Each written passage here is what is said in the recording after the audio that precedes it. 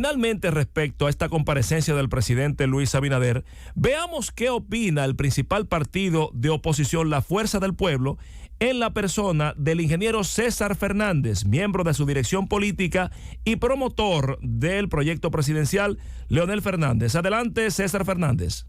Mira, pienso que de verdad hay que reconocer que esto fue una rendición de cuentas, en el sentido de que el presidente de la República hizo un periplo por todos los ministerios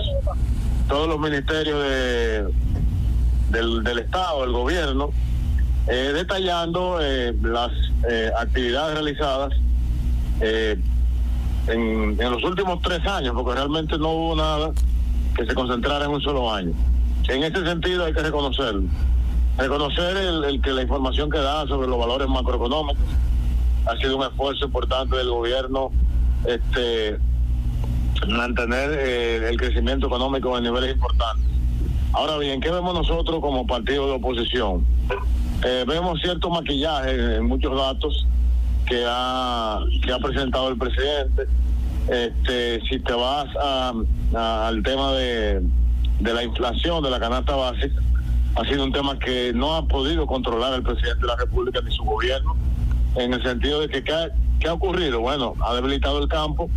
El año 2021, 2022 hay unas 150,000 tareas menos sembradas de los productos más importantes, desde arroz hasta plátano, hasta frijoles, es decir, se ha mermado la siembra, no ha habido apoyo a los productores de pollo ni productores de huevos, por lo que los precios se han disparado a pesar de las importaciones.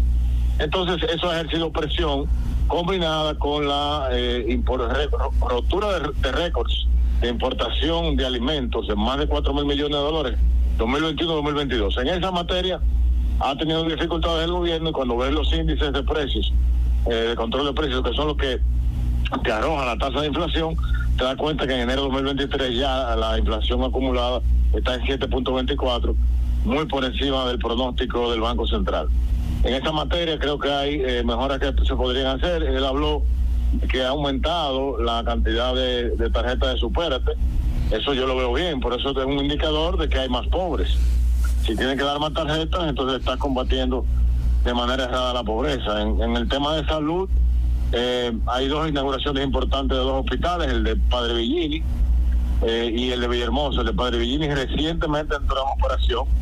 El de Villahermosa está equipado, pero no está en operación. Informa el Ministerio de Salud Pública que le tomará 4 o 5 meses, lo cual es una deficiencia porque ese hospital es muy necesario para la región. Pendiente de terminación de hospitales como el de San José de las Matas, el de Montecristi, el de Esperanza, el regional de San Francisco de Macorís, el regional de San Pedro el Musa. Todavía el turístico destino, el destino turístico más importante, que es Punta Cana, Bávaro, pendiente su hospital en Verón, que ni siquiera se ha comenzado. Terminó carreteras importantes como la circunvalación de Aso, pero se le eliminan las dos partes de la carretera más importante, que es el distribuidor de entrada y distribuidor de salida. Y aún así es la carretera que ha costado más dinero en la historia de la República Dominicana, con un costo de unos 462 millones de pesos por kilómetro a 2 carriles, cuando el promedio en el país anda por los 220 millones. Pendientes carreteras como la circunvalación de Baní, que fue la gran ausente en su discurso. Esa carretera tiene un tema presupuestario y se le terminó el presupuesto. Habrá que licitar esa terminación. Carreteras como la circunvalación de San Francisco de Macorís, también muy retrasada. La de Navarrete apenas se está licitando ahora. Los trabajos de la autopista Duarte, que no son muy complejos y no entendemos por qué van tan lentos, no ha podido cumplir con ningún tramo. El puente sobre de Pontón de la Vega, también esa área inhabilitada. En materia de vivienda, en 2021 solamente pudieron entregar un 2% de la vivienda del proyecto de vivienda Familia Feliz.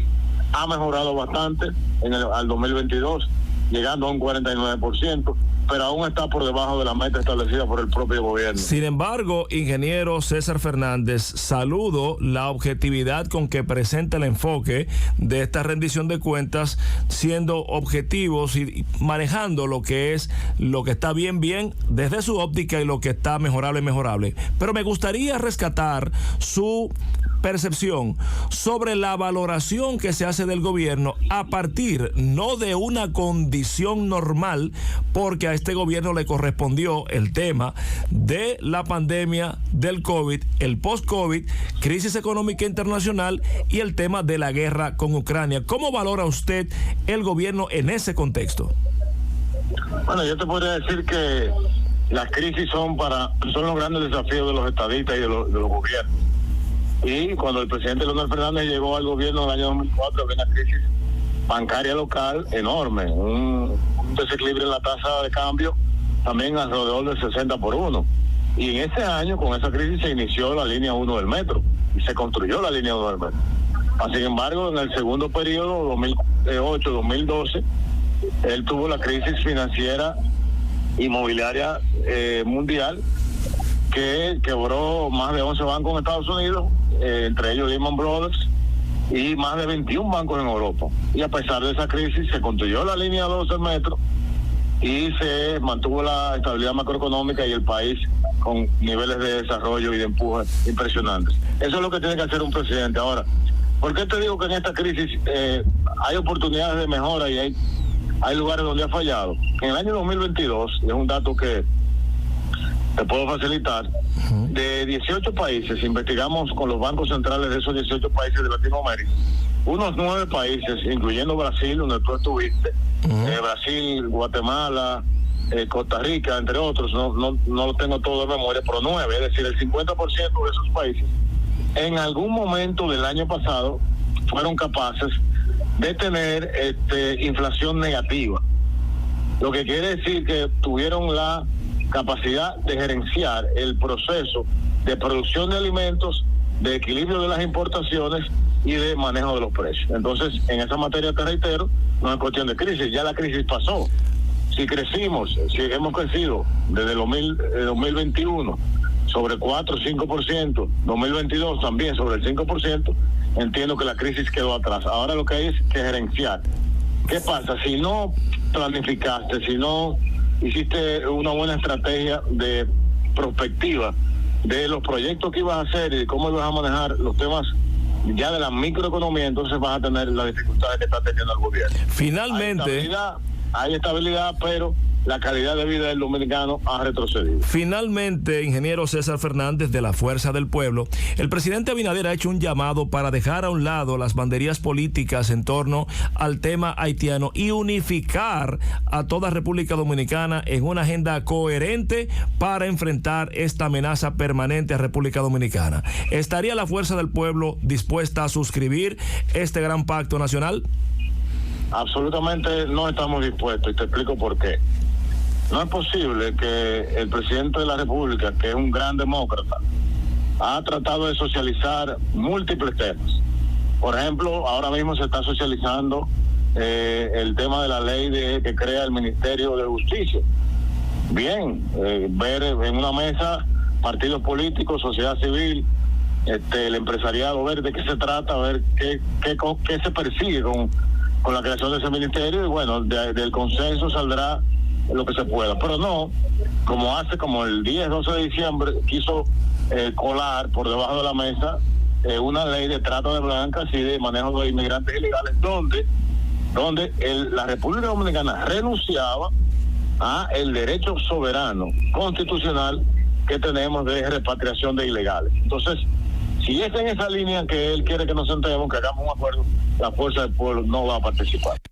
Como podemos ver desde cualquier punto de vista, sea del oficialismo, la diáspora o la oposición, es una pieza oratoria que tiene luces y tiene sombras, que evidentemente nos reta a articular de manera conjunta este proyecto de República Dominicana como proyecto de nación. Llévatelo, Francis.